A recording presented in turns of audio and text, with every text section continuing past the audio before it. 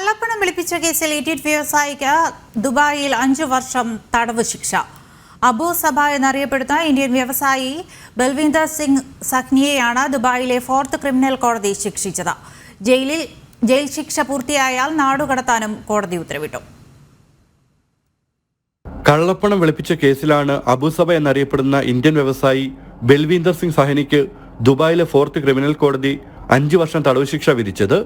Jail ശിക്ഷ അനുഭവിച്ച ശേഷം സഹനെ നാടുകടത്താനും കോടതി ഉത്തരവിൽ വ്യക്തമാക്കുന്നു. ആഡംബര ജീവിതവും നിക്ഷേപങ്ങളും കൊണ്ട് ശ്രദ്ധ നേടിയ വ്യവസായിയായ അബുസബ ക്രിമിനൽ സംഘടനയുമായി ചേർന്നാണ് കള്ളപ്പണ ഇടപാടിന് കൂട്ടുനിന്നതെന്ന് കോടതി കണ്ടെത്തി. ഇയാളിൽ നിന്ന് 15 കോടി ദിർഹം കണ്ടുകെട്ടാനും 5 ലക്ഷം ദിർഹം പിഴ ചുമത്താനും കോടതി ഉത്തരവിട്ടു. വ്യാജ കമ്പനികളുടെ പേരിലാണ് പണമിടപാടുകൾ നടത്തിയത്. US, ഇന്ത്യ തുടങ്ങിയ രാജ്യങ്ങളിലായി പ്രവർത്തിക്കുന്ന പ്രോപ്പർട്ടി മാനേജ്മെന്റ് കമ്പനിയുടെ സ്ഥാപകനാണ് അബുസബ. സഹനയുടെ മകനടക്കം 33 പേരാണ് പ്രതിപട്ടികയിൽ ഉണ്ടായിരുന്നത്. കേസിൽ ഉൾപ്പെട്ട മറ്റു പ്രതികളിൽ കൂടുതൽ പേർക്കും 1 വർഷത്തെ തടവ് ശിക്ഷയും 2 ലക്ഷം ദിർഹം പിഴയുമാണ് വിധിച്ചത്.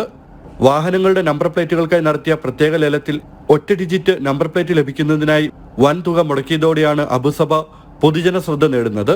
2016 D5 എന്ന നമ്പർ പ്ലേറ്റ് നേടാൻ 76 കോടിയിലേറെ രൂപയാണ് ചെലവഴിച്ചത്. ജനം, ദുബായ്.